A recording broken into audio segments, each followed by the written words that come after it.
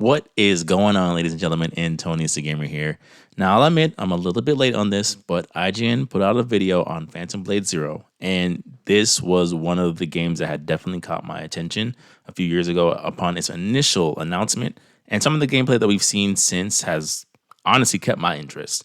I find it hilarious that no matter how much the developer screams from the heavens, this is not a Soulslike. You'll see write-ups or previews that's like, yeah, the Soulslike game, all because he mentioned the game is going to be hard. You know, so it's just always funny of like, instead of it, like, yeah, it's just hard. Like, it's like Ninja Gaiden hard. It's like, nope, it's like a Souls-like, because Souls-likes are the definition of what is difficult these days. But either way, it's nice to see that this game is continuing to get press. I hope in a era where we've gotten a lot of these settings kind of back to back to back. Like what comes to mind is Neo 3 about to come out, Onimusha, Ghost of GOTY, Assassin's Creed Shadows, where we're kind of getting these like ninja-esque, you know, sword combat heavy games kind of back to back to back. And I mean, personally, I love them, but I do wonder if Phantom Blade Zero is going to have what it takes to not be affected by the potential fatigue. But let's see. Often, we attach a certain descriptor to the fans of particular gaming genres. Someone might be a shooter aficionado or a puzzle expert, maybe a sports enthusiast, each eliciting a certain image that we might associate with a particular audience. Then there are the lovers of tough action games, those of us who take joy in friction, revel in the struggle, or, as we like to call ourselves, sickos. At Tokyo Game Show 2025, this sicko went hands-on with Phantom Blade Zero, the highly anticipated upcoming action RPG from S-Game. With an arsenal of ferocious weapons, brutal finishers, and savage enemies, it has all the makings of a bloody good time. After an hour of uninterrupted combat, boss battles, and more than a few deaths, I came away with one question. How soon can I schedule my sick days? When?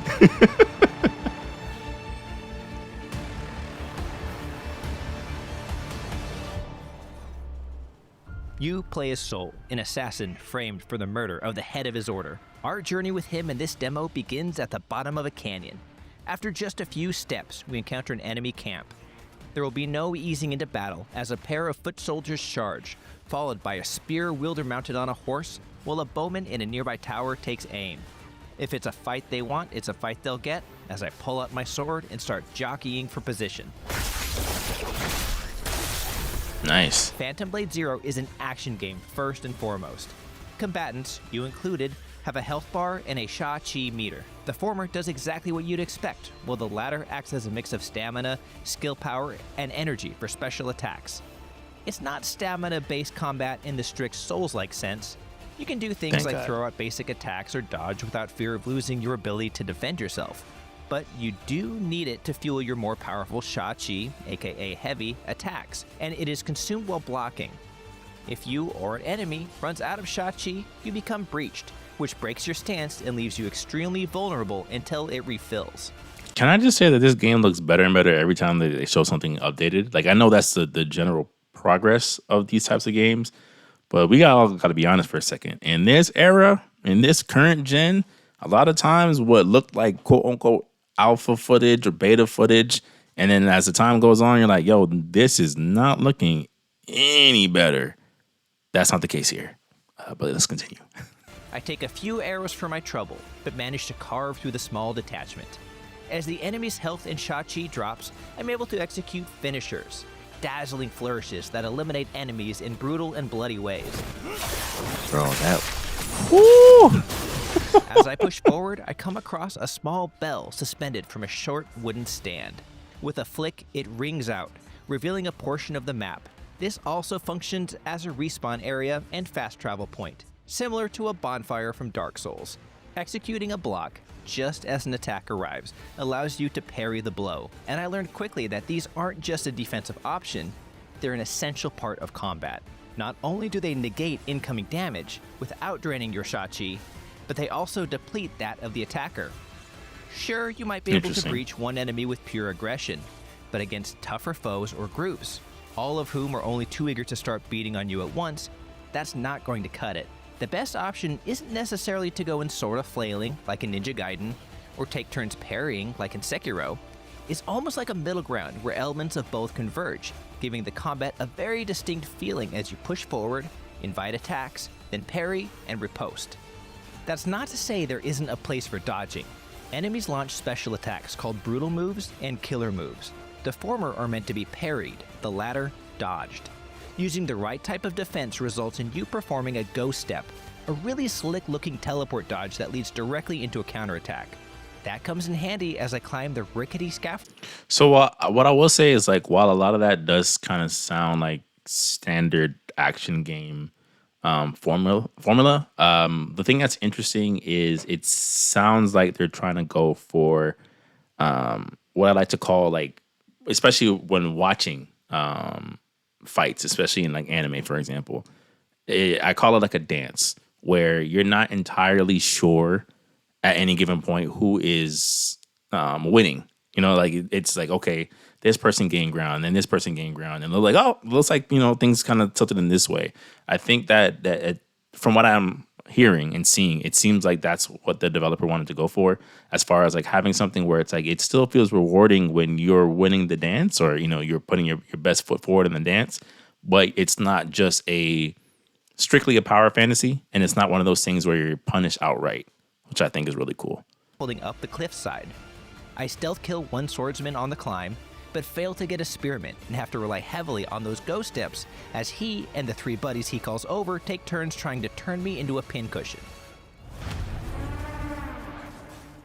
My first death comes around 15 minutes into my demo. Oh. After fighting across several isolated platforms, I face off against a pair of spear users. I strike one down quickly, but eat too many shots in my aggression.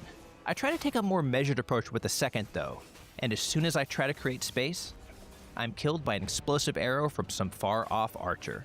My life ends, punctuated with the Crimson Dead scrawled across the screen. Off-screen attacks are never... Moments I don't care later, what I the game awaken is. At the bell It's stand annoying. from before. Unlike a Souls game, where visiting a site of grace or equivalent brings fallen enemies back to life, everyone I've defeated remains dead. There are no runes to collect or battles to be Thank you, refought. God. That doesn't mean death is without consequences. Soul has 66 days to complete his mission, and every death costs him one of them. Now, how strict that limit is or whether or not we can get days back is unclear, but I certainly feel the pressure to stay alive. And I'd not waste imagine you any get of the that days back. potentially limited time by dying if I can avoid it. Imagine, like, you never get I past the decided learning it's time curve. to switch up my armaments a bit. And it's like, by the time you're down to like 5 deaths, and you hit your last death, and it's like, well, game over. New game? I would chuck my controller and uninstall immediately. I don't got time to do to begin again. Soul can equip 2 weapons, one for general combat and 2 phantom edges, which are limited use items like a powerful bow and arrow or man cutter, an enormous halberd that can crush enemies with a charged smash attack. Each weapon has unique combinations and comes with some sort of perk or special ability.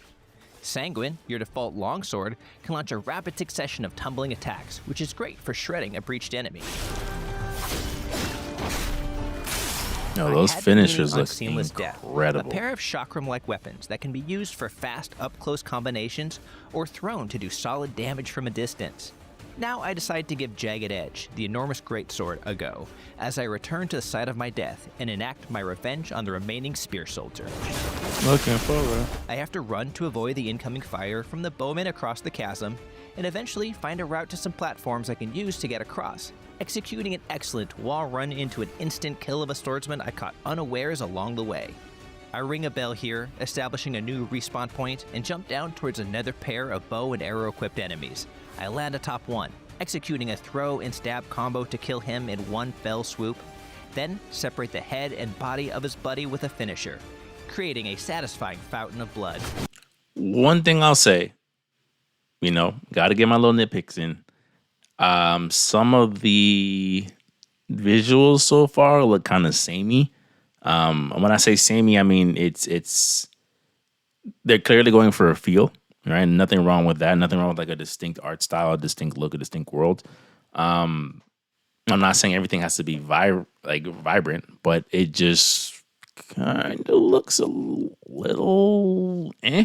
Like, when I say eh, I mean more so like there's nothing really that kind of stands out visually, right? And I'm trying to choose my words carefully because I don't want to be like, well, it should be more colorful. I'm not necessarily saying that. I just think there's not like something that like pops.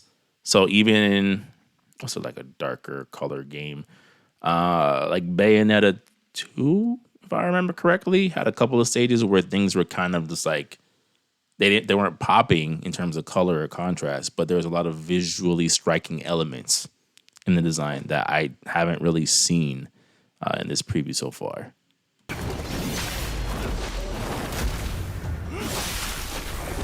Outside of the animation. A while later, I'm ambushed by a pair of dagger wielders. Rather than defeat them with my blade, I call upon Flaming Mane, one of my phantom edges. This takes the form of a flame-spewing lion mask, quickly burning up both of my adversaries, opening the way for me to advance. Eventually, I reach a large open area at the bottom of the cliffs. After fighting through a few groups of enemies, it's time to take on my first boss. Enter Juan Jun Coppermaul, a towering figure built like the Butcher from Diablo, with a massive warhammer that perfectly matches his sheer mass.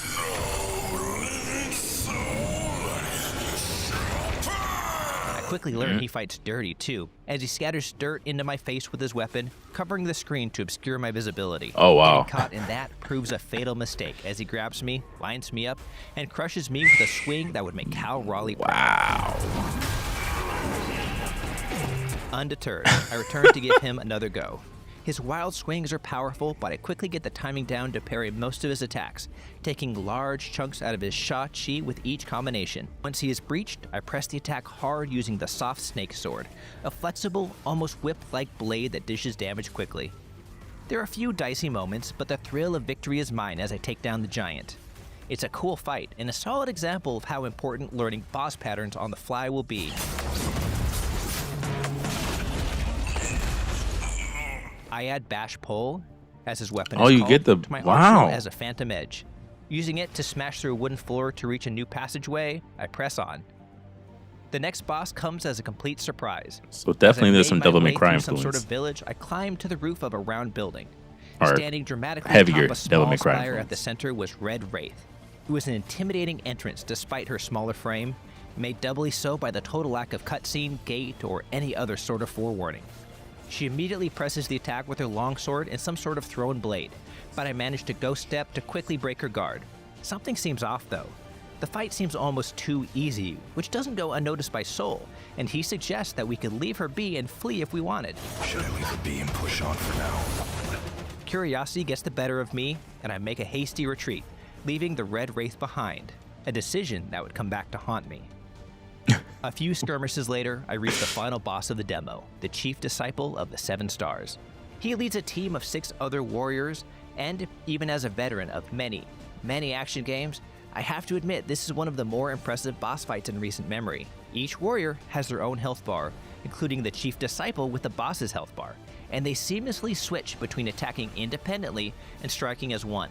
One moment I'm isolating one enemy, chipping away at their health, then suddenly the entire group converges on me with a coordinated thrust attack from all directions, as my perfectly timed dodge allows me to leap their collective attack and land gracefully upon the combined tips of all their weapons. Jeez. I know. The creator of Lost Souls Aside is somewhere hurt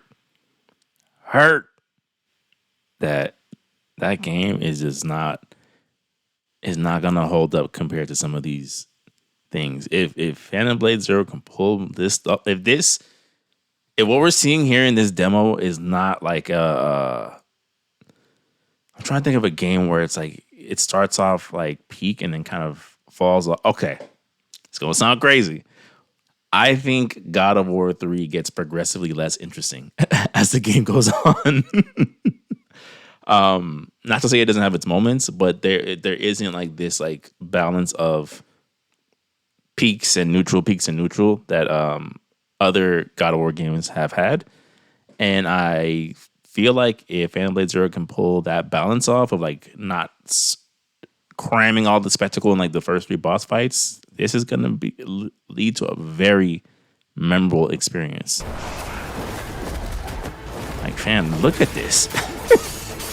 It's a gorgeous spectacle, and each time I chip away at the Chief Disciple's health in this intricate dance of steel, his followers heal him, sacrificing their own health in the process. I continuously chip away at the group, using a leaping smash from Bash Bowl to send everyone flying when I'm in danger of being overwhelmed. As their numbers dwindle, the Chief Disciple changes tactics, giving away his health to make sure there are at least 3 followers at his sides at all times. This proves his folly, as I take advantage of his rapidly diminishing strength and drop him with a throw-in barrage from Seamless Death. Yeah, I know. The fight wasn't over yet, however. His 3 disciples scattered to a trio of towers, throwing out what resembled threads. The boss, now called the Chief Disciple's Fallen Hope, rose from the ground like some abomination of a marionette, and the battle began anew. This time, it was strictly a 1v1. His ferocious attacks now coming with him dangling as he rushed me with melee attacks and threw a screen-filling barrage of his own threads. Sheesh. Even this I thought I could handle until I heard a voice call out, "Nothing can separate us, not even in death." The Red Wraith had returned, and the combined fury of both bosses was more than I could handle. I died. And people, so I've been playing Ghost of Yotei, and some of my friends have been watching. People have been commenting, like, oh, like, you speak in these games almost like ultra violence, like spare no one. I'm like, it's moments like this in previous games where like you try to have a good heart, where it's like sometimes you gotta spare no one. No one is safe because now look. Then I died again. I bet. And again. Each rematch began at the start of the marionette phase, but time and time again I fell when the Red Wraith arrived, my decision to be merciful earlier haunting me. But damn it if I didn't learn just a little more each time, get to that last phase with just a little more health each attempt. As I threw myself at what seemed like an impossible fight just a few attempts earlier, I began to see the windows to attack, until finally, my heart pounding in my chest, I struck down the Red Wraith with a leaping finisher from my Seamless Death, withstood the enraged counterattack from the Disciple's Lost Hope, and severed his strings and head with one last swipe of my sword. Now, I guess to be fair, there's nothing to say that if he had taken out the Red Wraith, that she mutters a line about like nothing can separate us, not even death. Who's to say that she wouldn't have come back in some type of puppet form? But my point still stands. In vengeance-based quest, you gotta go full Kratos. No one is safe. They all gotta go. There are 3 difficulty options to choose from, but even at the default setting that I played at, Phantom Blade Zero is hard, and I love that about it. It never felt cheap, it just demanded more from me. In just over an hour of play, I was easily 10 times the player I was when I started. It's a feeling of achievement that is reserved for the very best action games on the planet. If the rest is anything like what I played at TGS, I feel like there's a real chance that Phantom Blade Zero might be one of those games. It's looking like it. For more previews of the biggest upcoming games, don't miss our recent hands-on looks at Jurassic World Evolution 3. All right, seems like that's about it. Like he put so well, I think it's one of those games where it's like it's totally their ball to fumble, and based off of the interviews and previews and just what's been shared about this, it seems like the developer, not to say that other developers don't feel the same way. Obviously, you don't go into this business unless you're very passionate.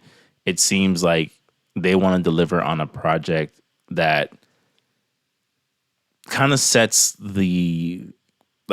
perks up the ears, focuses the eyes of the gaming audience, right? So like, even though Black Myth Wukong to some degree didn't end up being what a lot of us thought it was going to be, including myself, I think when you can kind of pull off what people are expecting and while also, introducing your own unique flair, and you gotta, if not a game of the year contender, definitely a game of your category, right? So I think in terms of action adventure or action RPG or however it ends up being categorized, it's looking like it might get nominated. But that's just my thoughts.